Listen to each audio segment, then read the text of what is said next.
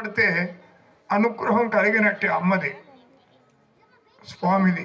అందువలన ఇప్పుడు కొన్ని లక్షల మంది జనాభాలో, కోట్ల జనాభాలో వేళ్ల మీద లెక్క పెట్టచ్చు ఈ యొక్క కూచిపూడి కళ్ళలో గజ్జె కట్టేవాళ్ళు.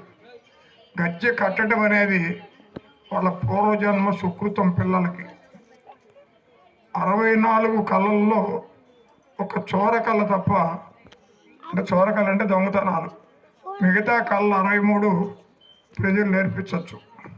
జీవితానికి ఉపయోగిస్తాయి, మోక్షాన్ని భక్తిని అన్నిటినీ ఇస్తాయి. అందువలన ఈ గంధర్వ లోకంలో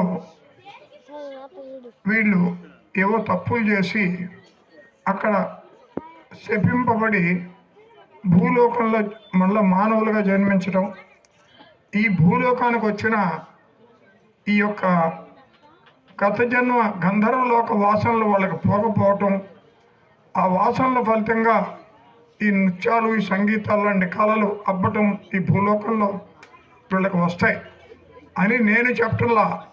ఇవన్నీ మన ఇతిహాసాలు, గ్రంథాల్లో, వేదాల్లో ఉంది. గంధర్వలోకంలో చెప్పబడ్డ వాళ్ళే కళాకారులై భూమి మీద జన్మిస్తారు. వీళ్ళు ఆ యొక్క కళని ఇక్కడ ప్రదర్శిస్తూ జీవించి చివరికి గంధర్వ లోకంలోకి వెళ్ళిపోతారు. కనుక అది ఎంతో, ఆ బిడ్డల కన్నా తల్లిదండ్రులు ఎంతో సంతోషించాలి.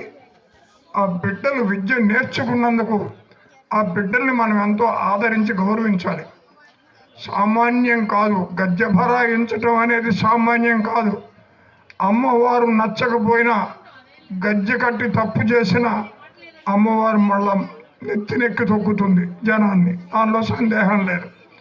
ఆ గజ్జె భరాయించాలంటే ఆ యొక్క బలం, ఆ యొక్క శక్తి, ఆ యొక్క శ్రద్ధ, ఆ యొక్క అమ్మవారి మీద భక్తి.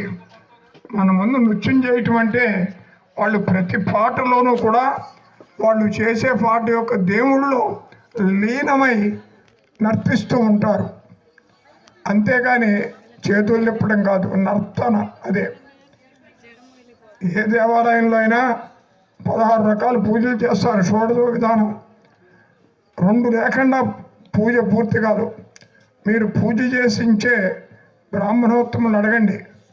సంగీతం, శ్రావ్యం, గానం, నృత్యం ఇవన్నీ వస్తాయి ఆ మంత్రాల్లో. కానీ ఈ రోజుల్లో గానము లేదు, నృత్యము లేదు.